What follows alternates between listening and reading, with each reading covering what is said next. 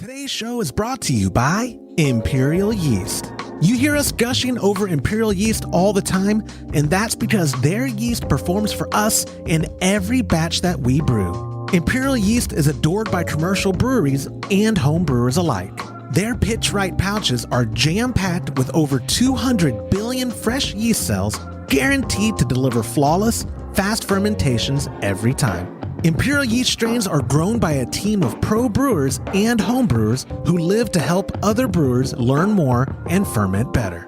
Join any recipe receiving tier of our Super Duper Homebrew Club and get a free upgrade to premium Imperial Yeast with every recipe kit that ships out to you. Learn more at homebrewhappyhour.com/club and come brew with us.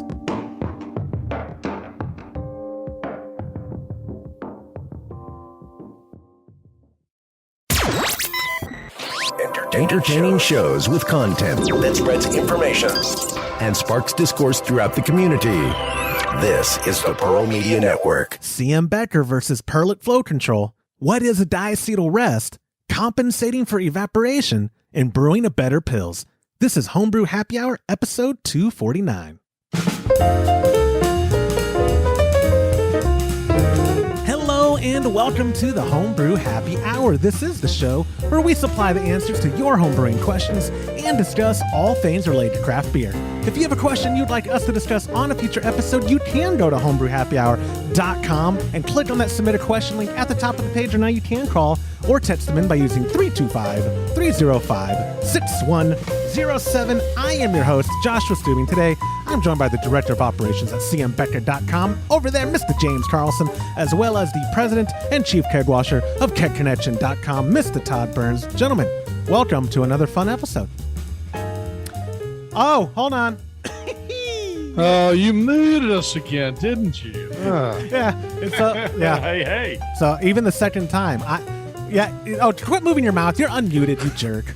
You can't do that. Especially audio-only listeners get so peeved when I mute you because they don't have the context of your face moving and then me realizing like, oh, son of a gun. Which, by the way, if you're audio-only, if you watch the YouTube part, you're missing out a lot of context. One guy, our buddy Gilbert, he mentioned whenever you talked about brewing a kolsch for Liz's party, he was like, Josh, your face lit up like a high schooler who learned his crush was going to the party. And I was like, yes, it did. I went back and watched it and I was like, oh, that's so cringy. I was like genuinely excited, super excited about the kolsch, which I actually am, let me cut the music. I'll let that be our segue. I'll let that be our segue into the first part of our small talk. Next week is episode 250. Wow. That's crazy to me. James, you've been around for 200 of those 250. Wow. Technically, I think you've been around for 202 because I think you were on 2 episodes before you came on board full time. Did two episodes back to back. Right. We had to. Yeah, he's the new guy. Yeah, he's the new guy. But but I'll round down 200 episodes, 250. That is nuts to me. We have people in our realm who have told us, like, not at 250, but it was like at 220 something. They're like, how on earth do you do it? And I was like, you obviously don't listen to the show. We just make up stuff and jibba jabba. And that's it. Every week I write stuff and try to totally drag it out like I'm doing on this segue. But and we answer people's questions about home brewing. Yeah. It does help that it does help that we have a nice database of questions. So it makes it easier when the content writes itself, right? It's not like I'm having to research stuff to put on the show. I'm just fielding questions and trying to field questions we haven't taken before. Sometimes I get feedback where people are like, oh, you did that on episode 92. I was like, guys, I don't remember what I had for breakfast yesterday. Right. James just made a comment. He said we try to. No, that's not true, James. We always answer their questions. We may not give the correct answer, but we always answer their questions. My favorite's going to be when one day we take almost the exact question and we answer completely different than we did on a former episode. I would venture to say we have probably done that if you actually went back and listened. We probably have. You're right. They're like, wait a second, you're contradicting yourself. Yes, now you sound like my wife. But anyway, we were talking about some ideas, and one of the ones that I think I like the most is we do next week's episode on Friday, and we all three brew from our locations where we're at. Like Todd, you can brew at the barn, James can brew there in the brew room, and I can brew from my pop's place, get that breakfast stout done. And we could do the episode in that hour time or whatever. We'll coordinate on what time's best. But we also talked about maybe doing a special Trub Club exclusive for members at all level to be able to interact with us live while we're brewing. So well, go ahead. Wait a minute. I thought you brewed that last week. You haven't brewed that yet? I have not brewed it yet. That one takes a while to finish, doesn't it? And it'll be able if I brew Friday of next week, so a week from now, it'll be plenty of time. I got to look at the cold crash schedule, but I'm pretty sure it's either 4 weeks or less. Yeah, it'll probably be done enough. Yeah. It'll be done enough. Oh, it'll be definitely done enough because it's barely going to be October. Come on, dude. You were staring me there for a second. Well, if you do it next Friday, that's going to give you gives you 4 weeks. Ah, I forget when's the party? Oh, no, wait. No, it gives me 5 weeks or 6 weeks. 1, 2, 3, 4. You're right. 5 weeks. Gives you 5 weeks. That's plenty. Okay. That's plenty. Because my kolsch, just so you know, it's done. I mean, yeah, tell people about it. It's cold crashed, and tell them where it ended. Yeah, where it started and where it ended. So it started a little higher than what I had planned because my damn system, my BrowTech system, is so damn efficient. That's the only problem with it. Now I think it was at 1.055, and it's at 1. So it was at 1.010 on Sunday night after brewing it on Friday, and I texted y'all and said, I can't believe this. It's late. I'm going to check it in the morning because I don't want to get too low. I checked it the next morning. And it was at 0.006, and it was still bubbling. I mean, I immediately cold crashed it right there. I just couldn't believe it. And I checked it with I pulled 2 samples of beer out, and I checked both samples with 2 different hydrometers, and including a very expensive Kessler. I think it's a Kessler hydrometer. I know that's the name of their their thermometer, but they may have a different name for their anyway. No, I'm pretty sure it's Kessler hydrometer. Okay, it is. So anyway, it was a 1.006. It was amazing. That is incredible. And for you of all people to in the text thread worry about it getting too dry, that amazed me more because you're like, I don't want it too dry. I was like, who are you? Who is this person? I tried it. It still tastes sweet. Not overly sweet, but it's not like it doesn't come off as super dry. But to be fair, James mentioned this on another beer he was working on. They always taste a little sweeter before they had that carbonic acid in them. So yeah, when you carbonate them, like I did a lager a week before Todd, and it's still fermenting. It's at 10-12.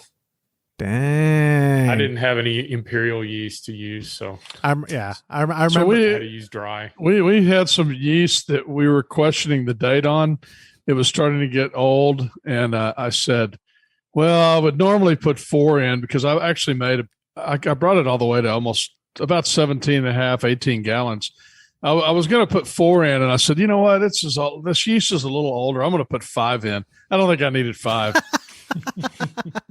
What? So it went to town. No, zero lag time. No lag time. So if for the party or for next week's brew day, obviously I'm doing the breakfast stout. That was the request. What are you brewing, James? Are you brewing the amber lager? Not amber. The Vienna. The Vienna lager. Pardon me. More like what was that, Todd? A Modelo? A Dos Equis, right? Or Dos Equis clone. That's it. Dos Equis clone. And so, Todd, what are you going to brew? You already did the kolsch. I was thinking about doing a triple Belgium IPA. Stop it. Hey, you're going to be drinking that by yourself. A quad IPA Belgium. Yeah. India Pale Ale. I don't know what I'm going to brew. I'll have to think about it. I say you're the one. You have the most. I say most freedom. I mean, you already brewed. You did your due diligence, and you already brewed your party beer, so you get to brew whatever you want.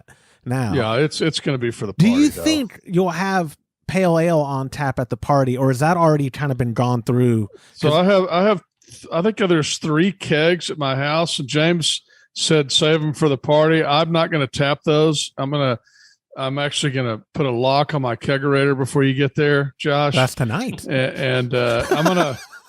No, I'm not going to tap those. I'm going to save those for the party. We'll have the kolsch. We're going to have a lot of beers on tap. We'll have 3 beers, 3 beers. That's 6, and we're going to brew 3 more. We could have 9 beers possibly. I'm excited. Are you going to run? I guess actually, pardon me. This would be a dumb question. If you said, are you going to run both kegerators? Is what I was about to ask. So if I combine both kegerators, it's exactly 9 taps.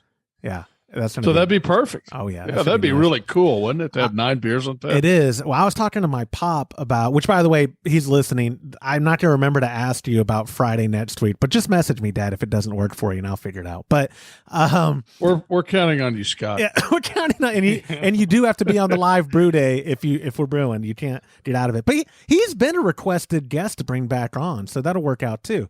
I like it when we both gang up on you. That's the most fun to me. Yeah, I'll edit that out. No, I won't. We talked about Thanksgiving beer, or pardon me, Thanksgiving's probably going to be at my aunt's, so I wasn't worried about Thanksgiving beer. But then my parents reminded me they're hosting a wedding shower for my cousin in November, the Sunday or the Saturday or the Sunday before Thanksgiving, which made me think, oh, Pop, we need to brew so that the breakfast stout will be ready by then for our batch. And I told him we'll have 3 other taps. One of them should still have plenty of pale ale. The other 2, I said we could do a cider. Those are easy to turn around quick. And we could do seltzer water. Those are real popular. Or even spiked seltzer is what I meant, not just water. Because for a wedding shower, you want to have a good mix of drinks that males and females can enjoy. Not to sound sexist, but I think the cider and the spiked seltzer might go over better than a breakfast stout with some people. So I think that's my best bet, because I don't think we can do 2 or 3 brew days between now and then with beers that'll turn around. But it sounded sexist to me. That's the only thing people are going to get out of this is, oh, girls only like hard seltzers and ciders. Like, no, of course not. Just my cousin's friends. Maybe that's who I was trying to degrade. They don't listen to the show. That's who I meant. They're a bunch of sissies, but not you people who tune into this. We do actually have a lot of females who listen, and I appreciate every one of y'all. And I apologize if Todd offended you. So anyway, brew days next week. If y'all have any ideas for us for episode 250, I'd love to hear it. But right now we're going to plan on doing it Friday. We'll do a brew day live for members of our Trub Club, and then I'll publish the actual episode later Friday afternoon. I'm excited about the 250th episode. You shaved your beard one year. What else did you do? On episode 50. I did shave my beard. You did something else on one of the other big episodes. I gained a bunch of weight on one of them. Man, we got to think of, if anybody has any ideas of what Josh could do. Yeah, we're in. Send me some sour beer, and I'll do a sour. Oh, I love it. Just get some Jester King delivered. I'd say those are farmhouse. I don't know of any sour propers in my immediate area, but in the Austin area, it shouldn't be too hard to find one. But no. Anyway, other small talk before we get on with the show. The Trub Club recipes, when you're listening to this, it's literally your last call. If you want to get in on the September recipes, which is the Spiced Pumpkin Porter or the Arrogant Bastard Clone, that's an ale. Again, I've still never had Arrogant Bastard, but I've been told by you guys and others it's a delicious beer. You've never tried it, even in a bottle? I've never. Should I get some and bring it up on my way over tonight? I mean, I've had it you can buy it in Comanche. Or I like used to be able to. James, I was just saying, I've heard it's solid, but it's not something I'm probably missing out, right? Oh, you don't like it? Well, for my birthday one year, I got a whole keg of it, and that keg took forever to drink because it's one of those things that you just want to. I like session beers. I like kolsch. I would consider the ultimate session beer because you can have several without it getting you just hammered out. Knockered. Yeah, but it's a really hoppy, really malty. You need to try it. Okay. Yep, it's good. I like James. That James always does that good old boy. If you don't have anything nice to say, don't say it, but just heavily insinuate. Oh, that's just an act. I definitely aren't like that in real life. I'll say it. I will say it. Well, I forgot, because it's been so long since I had Yingling, and now that it's available, Todd got some. I was like, oh, great. Okay. Yeah, whatever. I tried. I was like, I was surprised. Like, it's not something I'm going to drink all night, but it was good. I'm glad I tried it again because it was on a hot day, that kind of maltiness. It was a refreshing amber lager, I will say. I'm not going to go out of my way for it, but you're going to have somebody come this week. So I went to the store, the local store, Whistle Stop, and I bought 6-pack there to kind of support them.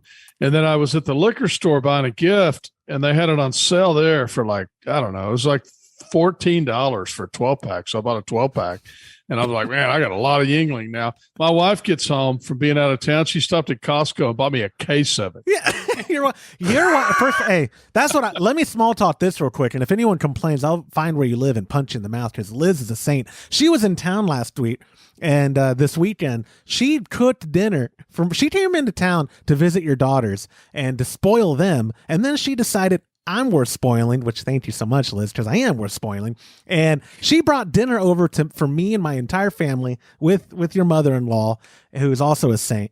And they fed us Saturday. And she brought me a case of Founders All Day IPA, their session IPA. Oh, wow. A whole case? A whole A case? Yes. Or, pardon me, like a 15-pack, so not a 24. She didn't tell me that. She brought me their she spent that much She money brought me on their you. 15-pack. She brought Christy a bottle of the gross wine my wife likes. My wife likes Moscato. It's so gross.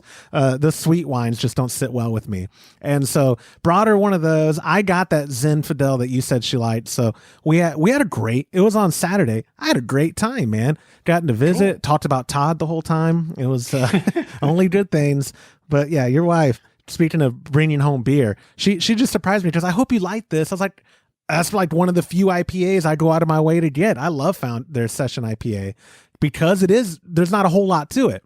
It's very straightforward. And like you were saying earlier, James, I like beer I can enjoy a lot of and not feel knackered or get a headache or worry about, my hydration the next morning. It's nice to not be hungover. I'm getting to that age where I like drinking. It's just not worth it. It is not worth it at all. So anyway, the last call, you could, for recipes for the September one, go to patreon.com/homebrew happy hour or go to homebrewhappyhour.com/club to learn more about what we do with the Trub Club. I do have some listener feedback right here. It came from our buddy Mark, who goes by @TheLifeOfCraftBrewing on Instagram. Y'all should follow him if you aren't already. Let me find his feedback. And where is it? Time for listener feedback. Y'all both get the same expressions every time I play that. Here we go from Mark. Hey guys, I have a quick listener feedback regarding a couple of episodes ago about hops getting stuck in the disconnects. So I ran into the same issue myself, a couple of the brews, and what one way that I figured out to work best is when I rack the beer into the keg, I siphon out of the carboy and I add a hot bag to either the bottom side going into the carboy or the tube on the siphon. And that seems to help catch any residue or hop particles that and prevent it from going inside the keg. Like I said, I siphon, and that seems to work perfect for the past 10 brews. As far as other ways of racking into the keg, I'm not too sure that will work out, but just decided to leave this feedback. All right, thanks. Appreciate what you guys do. Thank you, Mark, for that feedback. It's a good idea. It's a great idea. Anything to help catch the particles, and the simple is what I like the most. I don't know if people have caught on yet, but I'm simple. I think that's the nice way of saying dumb, but I am very simple, straightforward. I like those kinds of solutions. So thank you, Mark. In 10 brews of proven success, we can't reiterate enough. Do what works for you. 10 brews is a lot of bat success for that method. So obviously someone else might write in with their own way, and we appreciate that too. Whatever works for you is what we think you should do. And, we could actually answer every question that way, and it'd be the Homebrew Happy 10 minutes and just get on with the podcast. But anyway, I do have 4 questions for us this week. Our first one came from our buddy Jake, who used the submission form at homebrewhappyhour.com. Jake wrote, "Please help me figure this out. I installed 3 Perlick 650 SS, seeing as they were in my budget, and I really wanted flow control. I then installed much shorter beer lines to fit better in my teaser. Unfortunately, I'm having trouble dialing in my faucets. It doesn't seem to matter the style. All 3 pump out more foam than beer even when I adjust the flow control handle. My beer is cold enough that temperature should not be the issue. I'm willing to use longer beer lines, but I will be slightly upset since I bought flow control faucets to avoid long beer lines. And then he wrote help a bunch of times. Help, help, help, help, help, help, help, help, help. Jake, we are here to help. I'm going to kick. Well, actually, I don't know. I want to kick it to Todd first, but James, you're the CMBecker man. Do you mind if I kick it to Todd first? Because he's salivating. Todd. Yeah. What do you think? I love this. I love this question. By the way, that's a great question. So it is CMBecker related because we do talk a lot about how you don't need to use restriction on the line when you're using flow control faucets. But maybe we haven't said it every time. I know we've mentioned it, but we probably forget to say that doesn't work with Perlicks because Perlicks are flow control light, I would call them. So they're designed to be used with a standard shank. They don't have the range of flow control. In fact, they have nowhere near the range of flow control that you'll find like on a CMBecker faucet. And the reason for that is with the CMBecker, you actually have a cone that goes down into the shank, and you have a very large surface to be able to gain that flow control. Perlick uses a totally different kind of a cam type system inside the faucet to do restriction, but it's got very little range. So you have to restrict the beer before it gets to the faucet, and then you can kind of micro adjust the restriction with that Perlick. I've used the Perlicks. Perlick makes good products, but their flow control is just not. It's just not a full real flow control, and that's the problem you're running into. You're going to have to restrict the beer and put normal beer lines on, and then just do fine tuning with that Perlick. You're being nice because I like the flow control light, but you're right. It's not. I've had this discussion before in emails. I get the appeal. Like we said, we're not bashing Perlick. We like the guy. Joe's not there anymore at Perlick, but he was a great guy. That was one of the only few people I knew from Perlick. But their flow control solutions are the price they are because they're not the full gambit of flow control, like you said, Todd. Like they're not. When you're comparing the European style flow control, where the compensation's done within the shank, it's just not comparable. The range of actual control that you're able to have, right, James? Yeah, I think another thing too is the fact that they're designed to use with a standard beer shank. If anybody that's had to deal and sell the different manufacturers of the beer shank, if you take the beer faucet off and you look, that cavity was what I would call it, is what there's the compensator that comes out the back side of the Perlick faucet is designed to interface in that cavity in the shank. And not all those shanks have the same cavity space. And so that makes it problematic with flow control as far as the faucet and how it works. Another thing that's a big deal too is there's a huge restriction because with CMBecker, you have a big ID inlet on the back side of the shank. No. When you're using a standard beer shank, you've got 3/16 at the most a 1/4 inch ID. So it's already restricted before it hits the compensator. So Todd's right. You can micro adjust any kind of flow control, but if you definitely can't use shorter lines with a Perlick. With a Perlick, yeah. Because the CMBecker, there's virtually no restriction because of the large ID inlet shank in the way the compensator bullet's designed. It's got laminar flow and it's got low restriction, so you can use whatever length of hose you need. And it works just fine. And the bigger ID hose is great. I mean, it's nice. I mean, if you look at we have a video where we did my Keyser. Yep. And you can see that we made the lines exactly the length that they needed to be, which is really nice not to have a spaghetti when you open up that door. So, well, and I feel like it looks so it's so slick. Well, open it up. It's nice. It is. And we have people who have replicated from our video, and they're using CMB. They'll post it on, they'll tag us in their Instagram or whatever.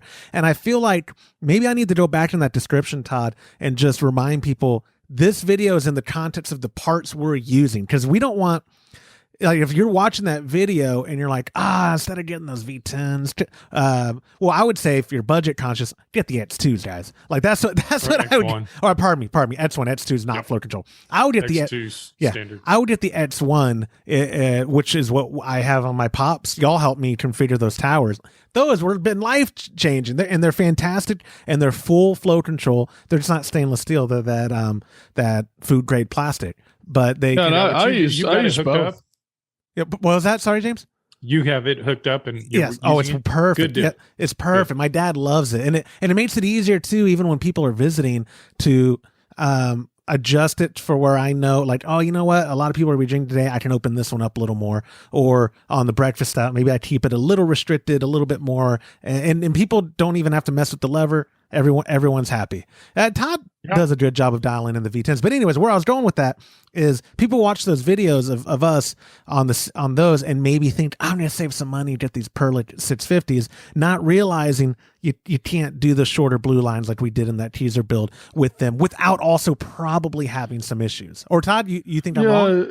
No, but you definitely can't. And the other problem is you not having that range. If you're having an issue with temperature, you're having an issue with overcarbonation or something like that, you just don't have the range to fix that. And that's what's nice about a true flow control is that you can fix that. And I use both. I have the V10s at home on my Keyser that has 6 taps.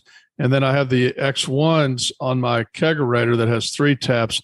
And sometimes I don't have both of those going, but when I do, I'm using both types, and they work equally well. They're both really good. It's an aesthetic thing, or some people are very specific about only wanting their beer touching stainless. So that's where like that range of solutions from CMBecker comes into play. Where, but again, I think we mentioned it before many a times. There are large restaurant chains that implement the X1s because of how well they are. Or are those the X2s actually? Now I'm mixing up on X1. They are the X1s, right? Well, Twin Peaks is using.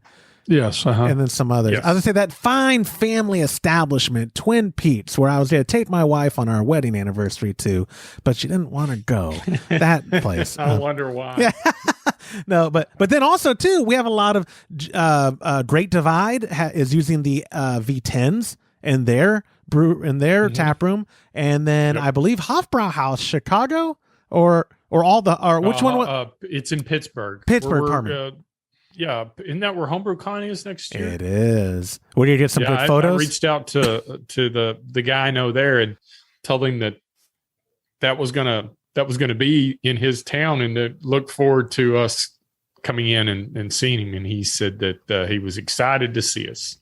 So that's awesome. I'm excited about HomebrewCon being in person, but I think a lot of commercial applications were able to convince them because they see also the benefit of true flow control. And I always distinguish it as, European versus, but it's not even that. It's just true flow control versus, I like flow control light. I'm actually going to trademark that.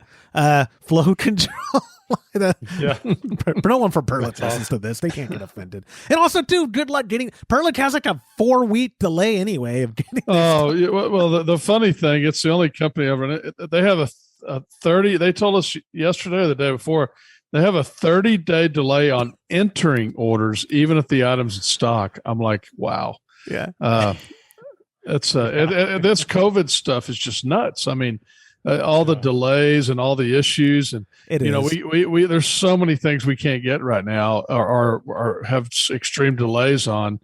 From regulators to hose, we've had issues with everything. So it really affects us. But you don't let me use that excuse when you're like, hey, why isn't this done? COVID. And you're like, wait a second, Josh. Yeah.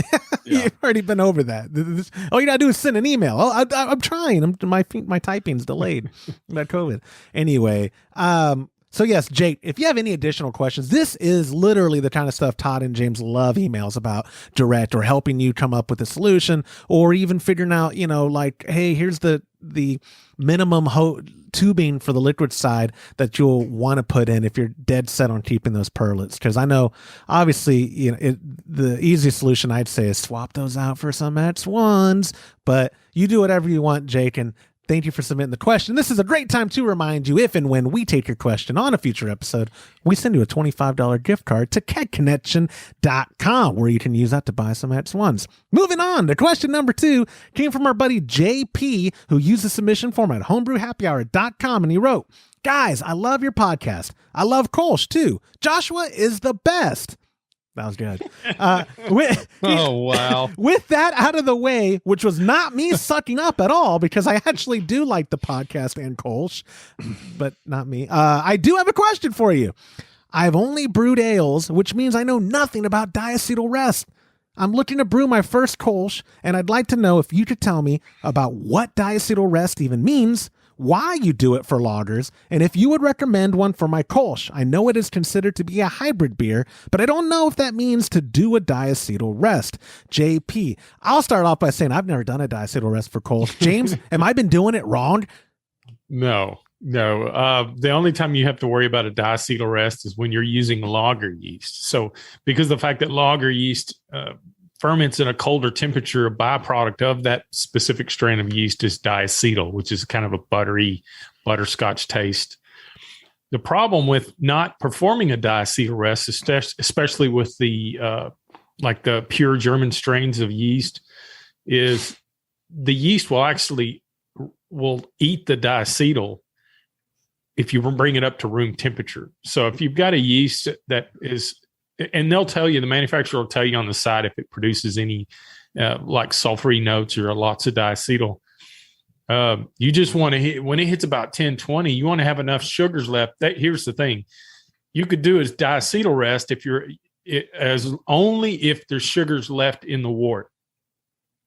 If you try to do it and the sugars are gone, the yeast have to eat the sugar to absorb the diacetyl. So if there's no sugar left for the yeast to eat, the diacetyl stays in the beer and you have the flaw. So rule of thumb, what I do is when it hits about 10-20, I'll bring it up to room temperature and I'll let it finish out there. It seems to work fine, but there's lots of lager yeasts out there right now that produce little to no diacetyl. So the technology's come a long way, but if you're a purist and you want a highly attentive yeast, those tend to be powdery. You would want to do a diacetyl rest, and then you would want to cold crush it a good long time because it'll take forever to clear out. Yeah, I think you and I do the same thing, James. We both do a diacetyl rest when we're doing a lager, no matter what yeast we use, pretty much. It's just kind of habit and a good idea, right? So it is. And another thing that I like about it is it'll actually clean up. Sometimes on lager yeast, if you don't have enough numbers, or for a myriad of reasons, it'll tend to slow down and just damn near stop when it hits around 10. I've run into that before. When it gets about 10-18, 10-20, the fermentation goes way down. So another benefit to doing a diacetyl is it'll wake the yeast up because it's warmer, and I've found that I'm able to go lower on my final gravity doing the diacetyl rest. People will argue, well, James, that's, you're thinking about it the wrong way. But if I've got all the time in money invested in fermentables, I want to take advantage of doing that to get get it down as low as possible. Because I'm like Todd, I like a drier beer. That isn't always the case. Sometimes it's hard to get it to go down unless you're Todd Burns and he can do a Kolsch at 1.006. That's amazing. Yeah, I don't credit him at all. I credit the Brautag. It is the system that did it, not the man. He's a phenomenal homebrewer. I mean, I don't think I've ever had a bad beer from him. I agree. I don't think he's had a flaw beer. God, I'm in trouble now. Oh God, I hope that 5 bad beers in a row. Time, and you say the same thing every time He's just very thorough in everything that he does when he brews. Would you say, James, you said, okay, it gets to 10-20, you bring it up to room temp. Do you then do a reading to determine when you're going to cold crash your lager, or do you just do 3 days is good? How do you determine? No, you absolutely have to know where you're at sugar-wise. Yeah. Because we've missed it before, James. Both of us have, I think, right? Yeah. You definitely need to take a reading. See where you're at. That's the only way you're going to know if you're at final gravity. And it stops eating sugar, it will stay the same reading. Once it does that, then you can cold crash and let it clarify.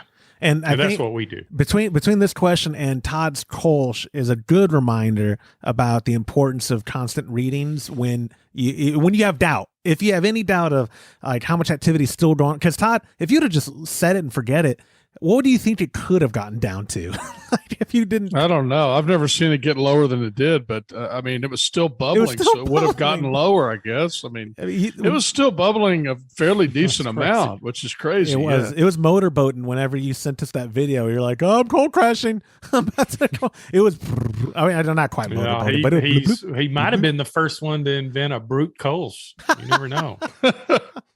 Damn it, Todd. Now, now, James, before I wrap up this question, are there any hybrid beers, which I'm off the top of my head, like an alt beer? Is California Common considered a hybrid? I think it is. Kind of, yeah. Well, are there any of them? Yeast. Yeah. Well, see, are there any of those? Then you would do a diacetyl rest on. No. Well, not you're already at that temperature. You're fermenting at room temperature with a lager yeast, a specific type of lager yeast. So you do a diacetyl rest, it just lasts several days. The entire fermentation is a diacetyl rest. I got you. Perfect. And with the kolsch and the alt, those yeasts are not known to produce diacetyl, so it's not an issue. Right. Perfect. And I had to scroll back up. JP. Sorry, I was going to say Jake. That was the first one. I take a lot of J names. Maybe I'm biased towards J names as a Joshua.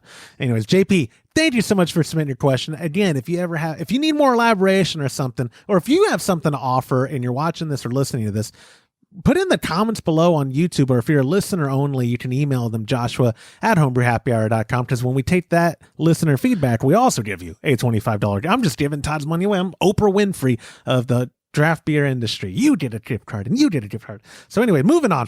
Question number 3 came from our buddy Travis. He used the texting hotline at 325-305-6107. He put extreme newbie Q for the pod.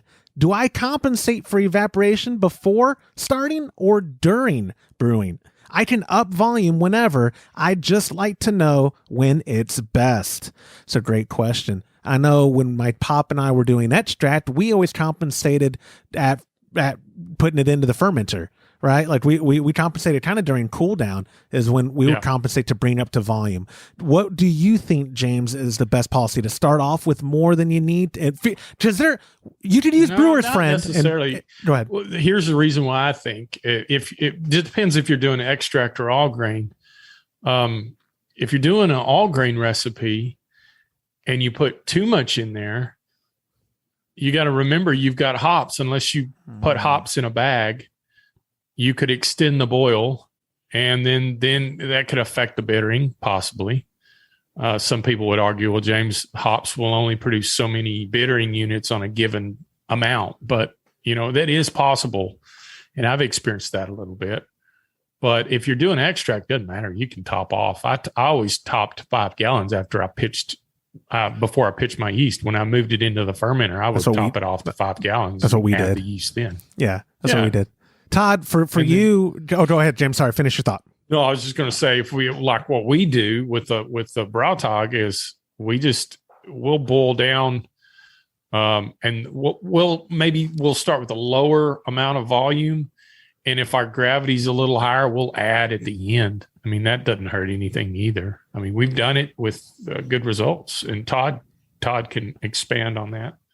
Yeah, I don't always do it the same way. Sometimes I decide later I want more volume, and a lot of it depends on the readings I'm taking. So, on the kolsch, and since I just brewed that, I can tell you, when I started in the boil, I had 19 gallons in there, and I boiled it down to about 17 gallons, I believe, if I remember correctly.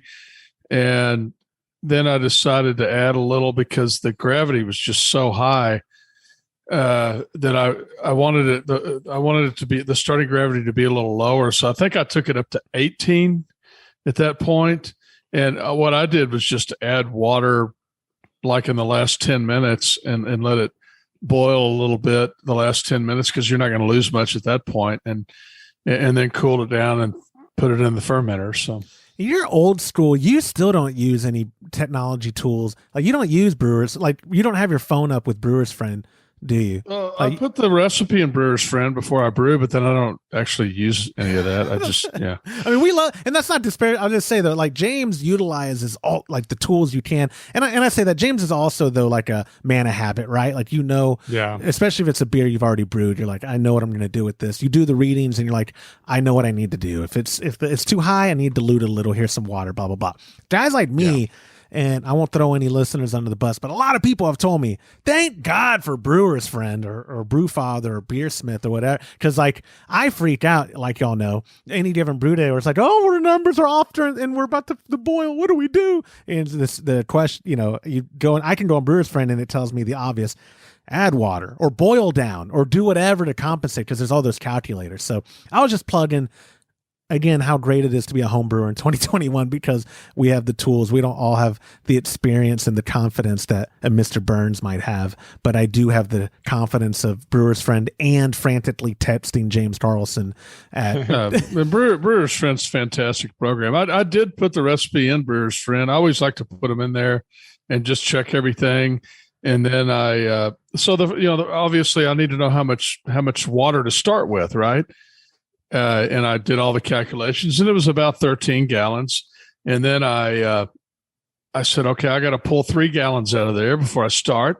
And then I got everything ready, got the temperature right, poured the grains in there, and went, crap, I forgot to take the 3 gallons out. It was fine. It got a little full, but I ended up just pulling a lot out as I was starting my sparge and getting it down to where I could really do that. So, I mean, that's the other thing that we say over and over and over again. If you make a mistake like that, it's almost certainly going to be fine. I wouldn't worry about it. Yeah, even when you accidentally leave out the specialty malt, it's going to be fine, right, Todd? And no harm. Well, the color's going to be off. No, yeah, but I mean, overall, you shouldn't beat yourself up too much over something so small like that, right? No, you don't need to beat yourself up. I can handle that for you, Josh. Anyway, Travis, that it is a good question, and I think context does matter. I think we covered it, but like extract gives you more leeway. You can get up to volume in the fermenter, and that's a benefit of that. Or like Todd and James were saying, adjust for it as you go. Taking readings throughout the day, I'll throw that back in here, is what you need to do throughout your brew day to make sure you're hitting the numbers you want to hit. It's always a good policy. I always give Todd specifically grief because he's always got a thermometer in his hand and a refractometer on his eye, but we just acknowledged you do make the best beer out of the three of us. So maybe I do not agree with that statement. James is an excellent brewer, and so are you. No. James is an excellent brewer. I'm just saying we came to a consensus that there's Todd's. Oh gosh. Seriously though, Josh, when is the last time you brewed a bad beer? I mean, your last few beers have been really good. The Hefeweizen. Not the Kolschweizen, like the actual Hefeweizen. No, the actual Hefeweizen. Yeah, we did that. Bad beers. We did that Heleweizen. No, that's just the style. It actually, people who like Hefeweizens were like, "Oh, this is great," and I was like, "I can't be your friend anymore." I think one of the best breakfast stout homebrews I've ever had was yours. I do appreciate that. You know what? Why I can't this trip because I'm not going to stop by his house, but we still have like a gallon and a half of that last year's batch that I need to bottle up. It goes slow. I had 2 glasses of it. I say 2 glasses. I had 18 ounces because I poured 9-ounce pours on last week, and it is so good still. Oh, it's so good. Thank God that beer can sit in the keg for damn near a year and still taste good, because I was worried like, oh, it's going to turn, it's going to be bad. And I poured it. I was like, oh, this is so good. Oh, it's so good. So I'm the 2021 batch too. We'll see how it turns out when we brew for episode 250 next week. Again, Pop, you got to let me know if that's going to work, because otherwise I'm going to have to do it here at my house. But no, we're counting on you, Scott. Yeah, we're counting on you, Scott. Anyways, so Travis, thank you for submitting the question through the hotline. Our fourth and final question came from our buddy Ryan, who used the submission form at homebrewhappyhour.com. Ryan wrote, I want to brew a better pills. I know that James is the only man who can help me. I used the simplest recipe I could find for a German Pils. For a 5-gallon batch, 9 pounds of Pilsner, 8 ounces of Carapils, and 2 ounces of Hallertau for 60. I use S23 dry yeast and usually keg at 5 weeks. It results in a drinkable pills, but it isn't as crisp as I'd like. What can I do? Do the ingredients make more of a difference or the yeast? James, that's true. You're the Obi-Wan in this Star Wars tale, man, because you make the crispiest lagers. When you're doing lagers, Czech dark lager, German pills, whatever, they're always so, even your kolsch, I'd love to mimic how crisp you make it. What's the secret behind brewing a crisp lager? Well, I think personally, my opinion of it, he's got the recipe ingredients is he's nailed it. That's exactly. Well, that lager, this one right here that I did is almost identical grain bill as what he's using. Just carapils and some pils and malt. Biggest thing to me is yeast. You want to get something that is highly high attenuating, which means it's gonna eat more of convert more of the sugars in the wort to alcohol and CO2. That's the biggest thing. Another thing is if you're all grain, mash in the beta range. Don't mash in the alpha range. As we all know, alpha sugars are long and the yeast can't consume the whole thing.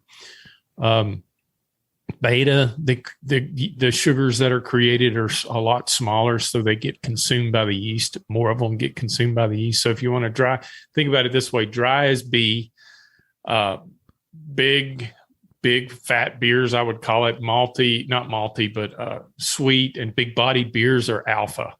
Dry beers are beta. So you want to be in the 145 to 148 temperature range if you're all grain brewing. If you're doing an extract, I don't think when I made the jump to all grain, we weren't really concerned about body and dryness and all of that. And another thing too is the sugars that you have, they're there. And there's nothing you can do about it. They typically should ferment out complete. So make sure you have lots of oxygen, that you've oxygenated the wort really well. You have the correct numbers in yeast as far as pitchable numbers, and use a lager yeast that's very highly attenuating. The drawback to that, a good one would be I use harvest. It's a good compromise between attenuation and what we call fluctuation, where they clump together and fall to the bottom. That creates a clearer beer after fermentation. Typically, if you have a high attenuating yeast, you're going to get a powdery yeast that requires either some kind of fining, which is you could use. Todd, help me out. Irish moss gelatin. Yeah. Yeah, something like that, or mechanical means by filtering, or just let it cold crash forever. And it's the reason why I use harvest is maybe it's not as crispy as like let me look it up. They make Urkel's pretty global. Urkel's the Czech. Yeah. If you go into imperialyeast.com, they'll list it. The first thing they list on their description for the global is it's crisp and it's a lager. It doesn't produce a lot of esters, but it's super powdery. So you need to lager it a long time, which means cold store it for a long time for that all to finally fall to the bottom, or you can filter it, or you can use gelatin finings to clarify it. That's my opinion. Are you saying that you could make even crispier lagers if you just switched to global from harvest, James? Is that what I heard? Because your lagers are crisp already. Yeah, but I think that's what the magic of harvest is. It's so versatile when you're doing a lager beer.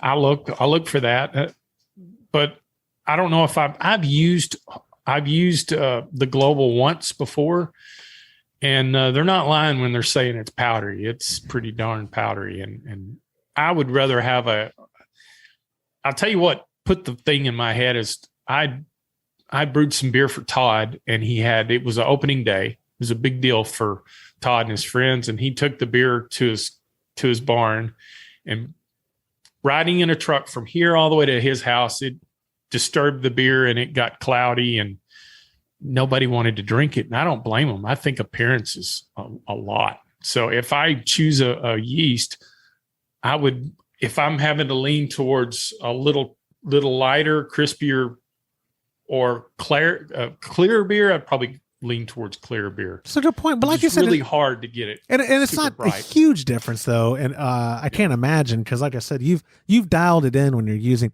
that harvest, and especially because you use second, third, fourth generation harvest yeast cake over and over if you're brewing similar style, lagers. And so I know, you've had great result with the harvest. And Harvest is good usually, all around. If you want good luck with a lager, try some harvest. And when we do on the Trub Club lagers, that's almost all. You're like, send it out with harvest. Okay, yes, sir. It's a real versatile, and you can repitch it real easy too.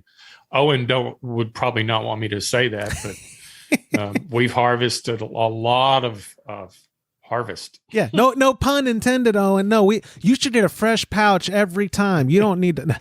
No, they're good people over there, and they're sponsoring this episode. We appreciate the people over at Imperial. I still always have to feel so defensive when people write in like, so when y'all talk about Imperial, it's like an infomercial. I was like, we've been talking about Imperial since before. We were talking about the cans. The only gripe I ever had was when a can exploded in my face, but they moved to pouches. No complaints now. I had a little bit of blood in the fermenter of that one batch. It was Independence. I think I still have a can of it. But you sent me a picture of your lip. I did, right? I did. That's right. Because I was freaking out. But see, that was one of the first times. Did you get it good and warm before you opened it? He shook it out. I shook it. And it was warm too, right? It was warm. I shook it, guys. So you basically ignored every warning on the can. I didn't read the warnings. I shook it up. It was sitting on the picnic table for an hour, and then I picked it up and I went, and I was like, and I touched the top. I didn't even. My daughter, my oldest daughter, goes, "Daddy got shot." Because the sound that's funny. Anyway, but I agree with you. I went and looked up some of the pills recipes that we have, James, through kegconnection.com, Homebrew Supply, and his recipe seems on the button. Yeah, it's solid. Yeah, nothing wrong with that. A traditional German pills, you've got it. If you would complain about hoppiness, I'd say some of them only do 1 ounce or 1.5 ounces, or they do the 1.5 ounces and they spread it out, not for 60, but an ounce at 60, half an ounce at 15, maybe a half an ounce at Flame Out or something. But no, the recipe looks good. What were you going to say? I had to look it up. Dieter is attenuation 73 to 77, and harvest is 70 to 74. So we were both pretty high. Not right? He was talking about global. I'm sorry, global. Okay. Global. Yeah. Dieter is the kolsch. Well, that's high too, though. Yeah, it is. Yeah, but it's amazing. You can do a primary with Dieter, and you can move it into your keg, and it looks like it's been filtered. Isn't it crazy? I love it. It's probably my favorite, mainly because I'm using it for kolsch. But actually, I've only used it for kolsch. I think. Well, you remember we brewed a batch of beer on a Friday, and we kegged it, and we're drinking it that next Friday. Yeah, it was phenomenal. And that's one of my favorite observations about using Imperial is like Todd one time were you double brewing that day? I forget what the context was, but you went to move the other batch that you had finished later the evening, and the first batch was bubbling already. Yeah, the first batch was an ale, and I started it out fairly warm, and when I finished the second batch, the first batch was already bubbling. Yeah. And wrapping up Brian's question. So I think we're in agreement between at the end when he says, do ingredients make more of a difference than yeast? I think we're in agreement. The yeast plays a pretty big part in the crispiness. Whoever you're using, even if you, for whatever reason, don't want to use Imperial, every yeast manufacturer has these descriptions on their site. So if you want White Labs or whomever, Omega, they're all very good with their marketing team at getting all the information out to you. So you can find what works best for you. Like James said, the global one, you might compromise the clarity at first, but if crisp is your first priority, maybe that's what you want to try next. There's a lot of things that you can do, and also I'm trying to see for the dry yeast. I don't think that would make a huge difference. I don't know S23 all that great, but I know it's been around forever. But maybe try one of these liquid ones we're talking about and let us know if that worked for you. And as always, if you're listening to this, you're like, no, Josh, there's more to add to this. Put it in the comments below. I'll include it on a future episode as listener feedback and give you money for your opinion. I'm very kind with Todd's money. He pays for criticism. Yes. I do pay for criticism. Yeah. Only the good kind. When I get like legit people trying to put us down, I just write them back like, really? You're talking to total strangers this way? That's what you want to spend your day doing? But no, but the ones that are either funny, because I can take a good joke, or useful is what we like. And thank God we have good brewers in our community who give us very good, useful feedback and or criticism when I deserve it. So anyways, Ryan, thank you for submitting the question. Fellas, that's all I've got for this week. I really appreciate your time, especially doing it a day early because I'm coming up and I just was told we're doing inventory while I'm up there. So maybe I could come up next week. I don't have to come up this week. No. Inventory. Yeah. But that'll be fun. And then, like I said, we'll wait to see some of the feedback. But right now, the plan for episode 250, friends, will be next Friday, where we'll do a live brew day for all members of our Trub Club. And then we will also publish the episode later that day on Friday as we're brewing. So I think that's the most concrete part of the plan, right? Yep. Okay, perfect. So I appreciate you guys. I'll see you all tomorrow. All right. See ya. And Thanks. that will do it for this episode of the Homebrew Happy Hour. If you have a question you would like us to discuss on a future episode, go to homebrewhappyhour.com and click on that submit a question link at the top of the page. Or now you can call or text it in by using 325-305-6107. Thank you to our show sponsor, Imperial Yeast. Get a free pack of Imperial Yeast with your monthly recipe kits when you join our Trub Club. Go to homebrewhappyhour.com/club for more information. On behalf of Todd Burns, James Carlson, and the Pearl Media Network, I'm Joshua Stubing. Thank you for listening.